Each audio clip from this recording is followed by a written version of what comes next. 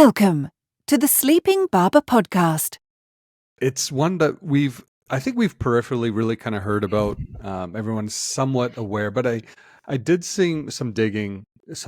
Actually, I watched Mark Ritson's FE's. It's such a great resource. I gotta admit. They're like, yeah, there's 10 of them or 9 of them or something. They're awesome. Yeah. They're really well done. But it comes around the notion of the power of positioning, the Apple turnaround, essentially. Mm-hmm. And I wanted to highlight this one because I think there's a few things that are going on here that can still be very, very relevant in the way we approach a lot of our brands, a lot of the orgs and everything that we represent. Just quickly going back into the Wayback Machine. Doo-doo-doo, doo-doo-doo, doo-doo-doo, doo-doo-doo. Back in 1997. Can we make that a segment? The Wayback Machine. Please, I really want to make that a segment somehow. But we need that clip. We need that clip of audio. We'll just timestamp it. We'll know. Okay. Yeah. So back in 97, I was just coming out of high school. Sorry, everyone, do the math. It's all good. Apple was in big trouble. They had lost over $800 million. You have to understand, at that time, $800 million is kind of a big deal. Yeah. $800 million today. Well, anytime. Yeah. Yeah. But even then was even a bigger deal than maybe what it is today. They had low market penetration and their market capitalization was only roughly, I think, $2 billion. Okay, still a very large org. I'm not trying to say like they were small or anything, but they weren't doing well. Michael Dell, the CEO at the time, when asked on how he planned to fix the organization, he was just planning to shut it down and give money back to shareholders.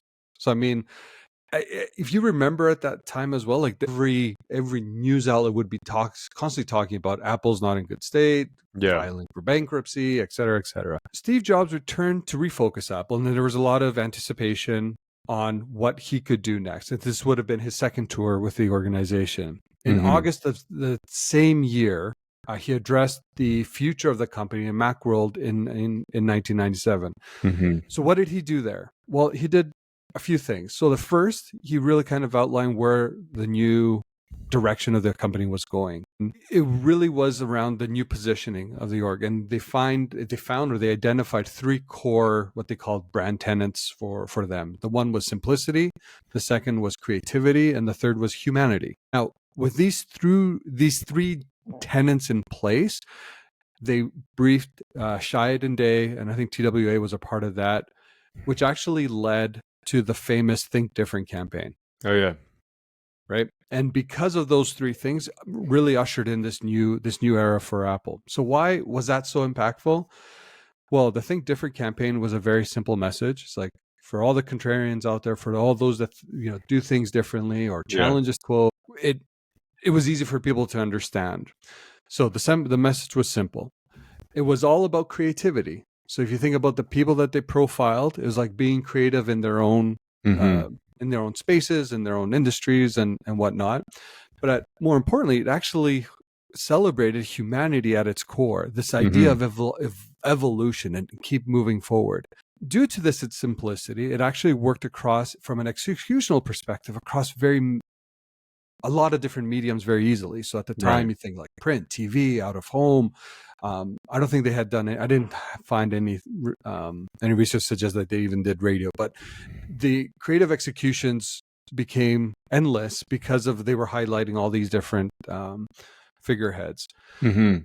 But what it did, it actually bought them time, and it bought them time to start redefining and rethinking their products.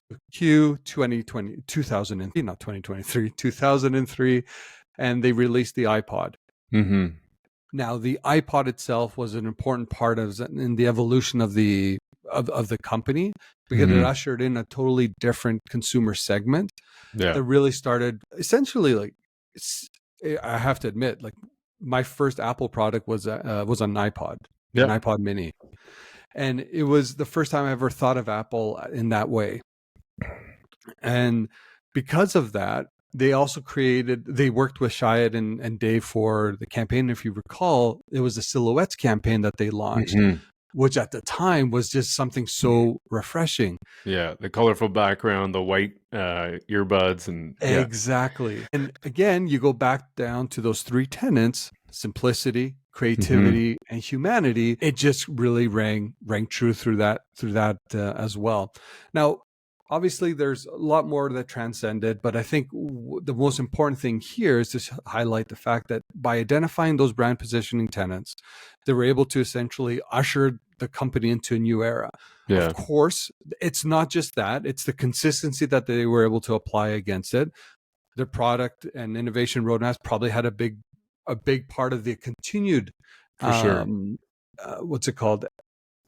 Progress of the organization. When you think about the iPod, the Apple, the iPhone came in 2007, if I'm not mistaken.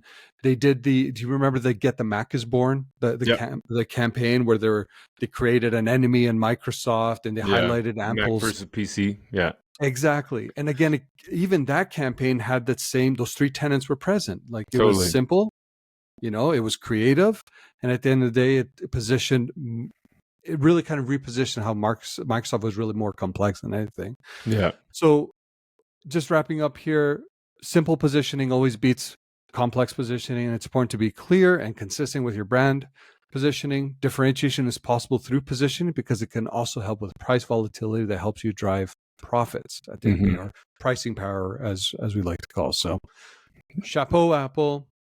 Great summary, Mark Ritson. I love your stuff there. But I think it just doesn't have to be hard. It doesn't have to be complicated. And so I think sometimes we get lost in that a little bit. Yeah, I think the hard work is getting to the point of simplicity.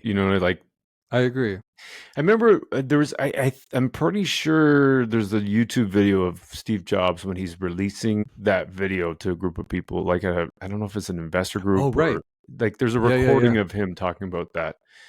Yeah. And there's this clip that's often cut out, which is, here's him introducing the brand. But there are other clips where it's got more of the interview being recorded or more of his presentation being recorded. And so earlier on in that, I remember him speaking, if it's the same one I'm thinking of, him speaking about, it's been really busy, now that he's back, it's been really busy. We've been doing lots of work. And he's like, they cut, I think it was something like 70% of their product line. Wow.